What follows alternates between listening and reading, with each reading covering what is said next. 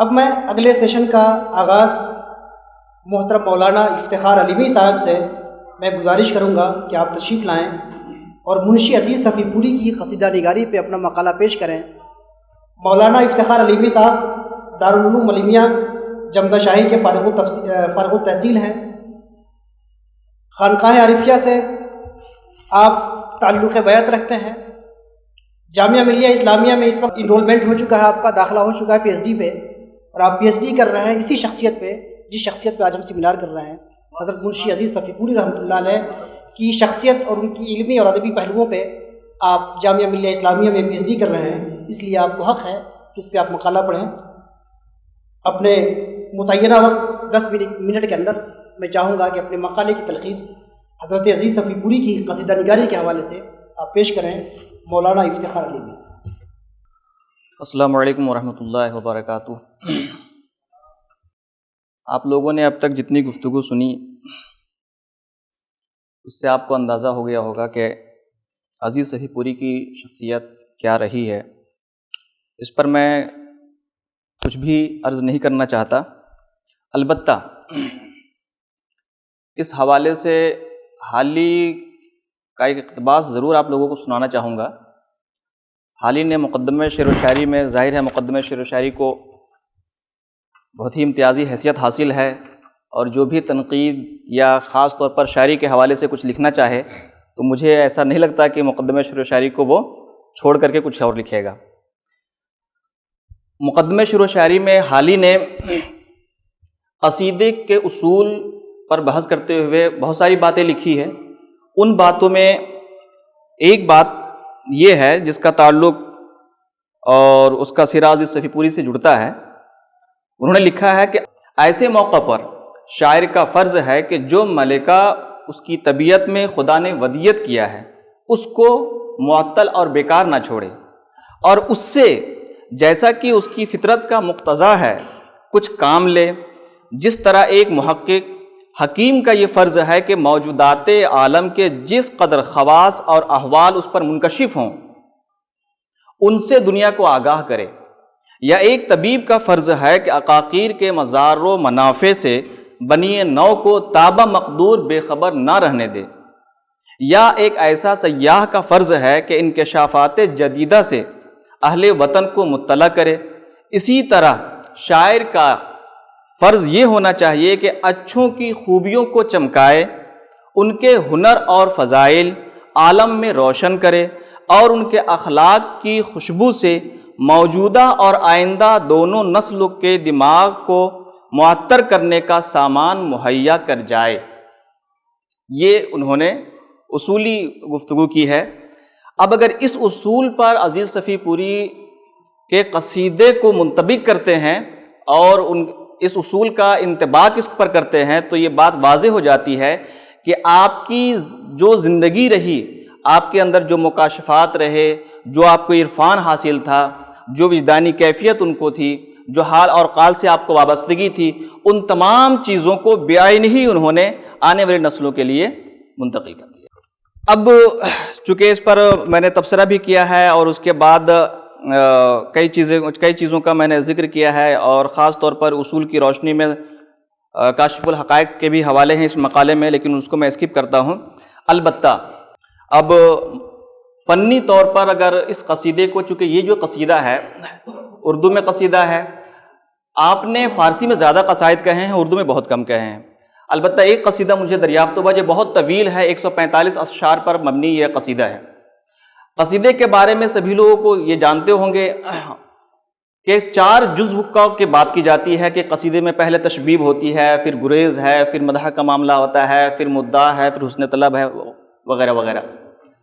تو انہوں نے گریز اور تشبیب ان دونوں کا ذکر نہیں کیا، یعنی ان کے قصیدے میں نہ تو تشبیب ہے اور نہ ہی گریز ہے، اور اپنی بات کو وثوق کے ساتھ بتاتے ہوئے انہوں نے لکھا ہے کہ میں نے جو یہ قصیدہ نعتیہ کہا ہے، یہ قصیدہ نعتیہ شہیدی رحمۃ اللہ علیہ کے تتبع میں کہا ہے۔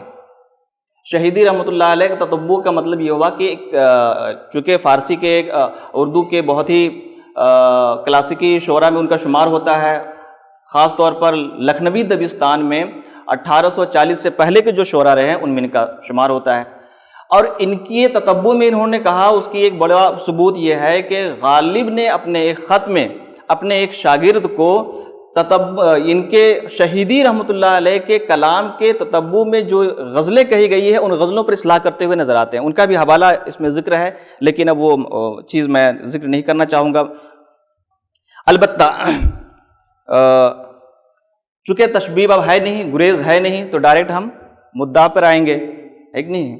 یعنی کہ جو تعریف کی ہے۔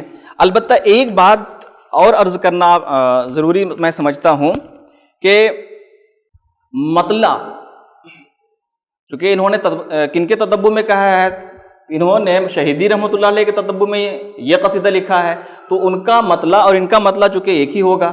اس کے ساتھ ساتھ ایک اور مطلع جو بہت ہی مشہور نعت گو شاعر ہیں محسن کاکوروی، تو محسن کاکوروی کے قصیدے کا بھی ایک مطلع اسی زمین پر ہے جس زمین میں انہوں نے یہ قصیدہ لکھا ہے۔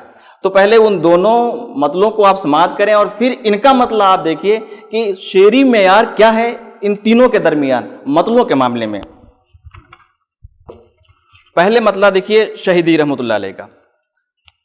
رقم پیدا کیا کیا طرفہ بسم اللہ کی مد کا، سرے دیوان لکھا ہے میں نے مطلع نعت احمد کا، طلوع روشنی جیسے نشاں ہو شہ کی آمد کا، ظہور حق کی حجت ہے جہاں میں نور احمد کا۔ یہ شہیدی رحمۃ اللہ علیہ کا مطلع ہے۔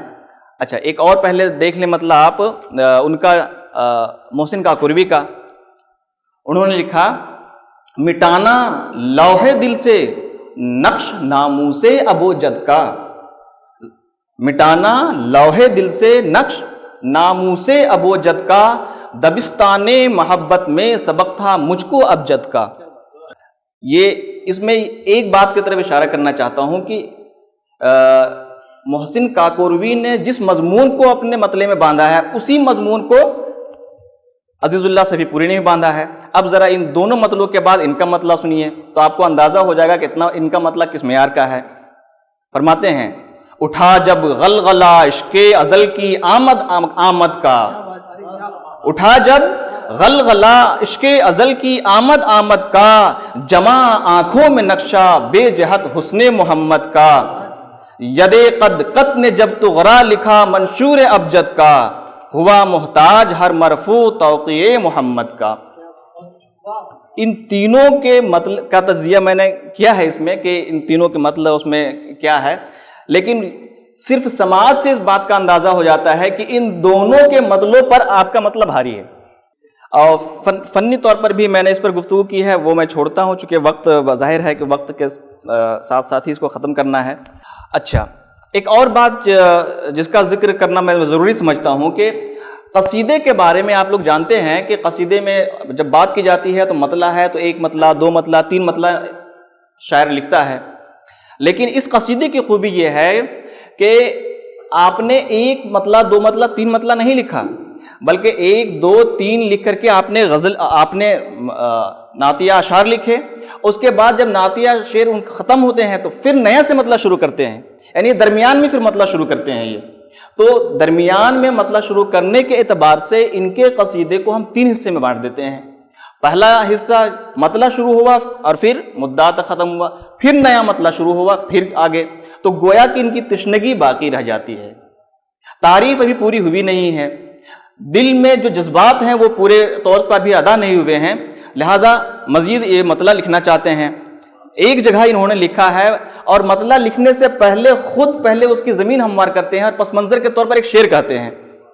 ایک شعر ذرا پس منظر کے طور پر انہوں نے لکھا ہے، وہ آپ ملاحظہ کریں، لکھوں وہ مطلع روشن کے ہو جس کے چمکنے سے، لکھوں وہ مطلع روشن کے ہو جس کے چمکنے سے، تلائی ہر ورق دیواں کے اجزائے مجلد کا۔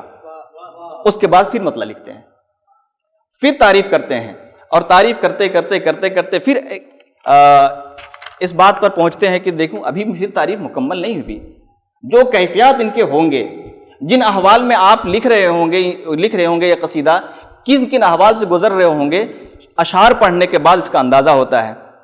ایک اور شعر آپ کے گوش گزار کرنا چاہتا ہوں. یہ نعت پھر مکمل ہوئی, پھر ایک نیا مطلب باندھتے ہیں اور پھر اس سے پہلے ایک شعر لکھتے ہیں, قصیدہ ختم ہوتا ہے لکھو پھر مطلع تازہ, تشنگی باقی. قصیدہ ختم ہوتا ہے لکھوں پھر مطلع تازہ, کہ سن کر رنگ فک ہو چرخ ثانی پر اتارد کا. اب اس کی فنی حیثیت سے بحث بھی کی ہے, ایک اتارد ہے اور رنگ ہے, فک ہے, چرخ ثانی وغیرہ وغیرہ, اس پر تفصیلی نہیں. البتہ ایک مطلع جو اس کے بعد لکھا ہے وہ ضرور آپ کو سنانا چاہوں گا.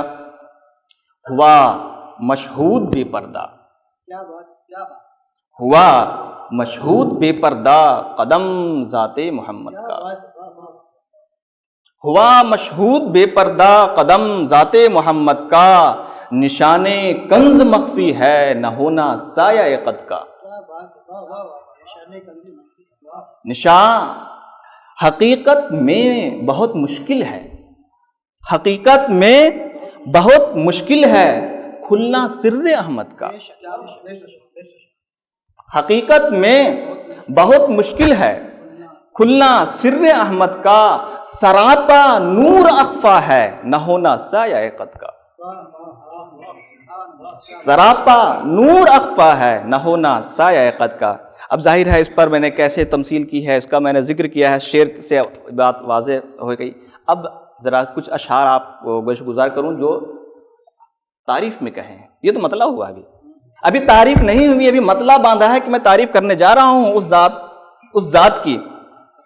لکھتے ہیں تعریف میں, جہاں اس کی تجلی ہے, جہاں ہے وہ جہاں آرا,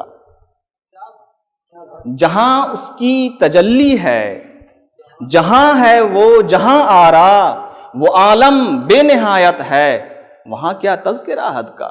وہ اس عالم کی بات نہیں کر رہے ہیں, وہ کسی اور عالم کی بات کر رہے ہیں. اور اسی مضمون میں ایک اور شعر آپ دیکھیں, حریم لامکاں اس کے حرم کا ایک نہا خانہ. حریم لامکاں اس کے حرم کا ایک نہا خانہ, بساط عرش اعظم ایک گوشہ اس کی مسند کا. تو بہرحال اس میں بہت ساری چیزیں ہیں اور اس پر فنی طور پر بھی بحث کی گئی ہے اور تجزیاتی طور پر بھی بحث کی گئی ہے.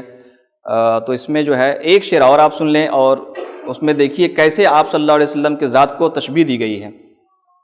پڑی خوبی سے جس دم اس کے لب پر پرتو عارض, پڑی خوبی سے جس دم اس کے لب پر پرتو عارض, یقین ہو تابش یاقوت پر رنگ زمرد کا. اب اس میں دیکھیے کہ ممدوح کے لب پر پرتو عارض پڑتی ہے. اس میں کیا ہے, یہاں پر صنعت تشبیہ کا خوبصورت استعمال کیا ہے. انہوں نے کیا استعمال کیا ہے کہ آپ صلی اللہ علیہ وسلم کے لب مبارک کو تابش یاقوت سے تشبیہ دی ہے اور پرتو عارض کو رنگ زمرد سے تشبیہ دی ہے. اس پر بھی تفصیلی گفتگو ہے. اب یہ ہے کہ اس قصیدے میں کیا کیا ہے, ایک منٹ اور لوں گا مشکل. اس میں پھر نور محمدی صلی اللہ علیہ وسلم کی عکاسی کس طور سے کی ہے کہ آپ صلی اللہ علیہ وسلم کے نور ہے, اور اس پر تفصیلی بہت سارے اشعار آئے ہیں.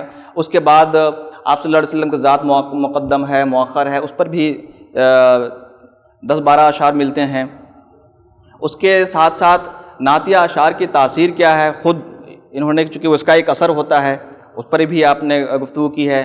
تلمیحات کی بات ہو رہی تھی تو تلمیحات میں بہت ساری تلمیح کا انہوں نے استعمال کیا ہے, اور ان تلمیحات میں خاص طور پر انہوں نے قرآنی آیات سے استفادہ کیا ہے. اس کے علاوہ ظاہر ہے کہ فنی طور پر لفظوں کی فنکاری ان کے یہاں خوبصورت سے ملتی ہے. اس کے علاوہ جبریل علیہ السلام اور رسول اللہ صلی اللہ علیہ وسلم کی بلندی کا بھی ذکر کیا ہے کہ ظاہر ہے کہ آپ کی بلندی ان سے بہت اوپر ہے. پھر یہ ہے کہ دیگر پیغمبروں پر نور محمدی صلی اللہ علیہ وسلم کا کس طور پر فیضان ہوا ہے, اس کا بھی ان اشعار میں ذکر کیا ہے. اور اس سے ظاہر ہے کہ جب اس طرح کی چیزیں انسان لکھ رہا ہو کر رہا ہو تو ایک عاشق رسول پر کیا کیفیت طاری ہوتی ہے, اس کیفیت کا بھی انہوں نے ذکر کیا ہے. پھر آپ صلی اللہ علیہ وسلم کے نعمت عظمیٰ وغیرہ کی بھی اس میں بات کی ہے.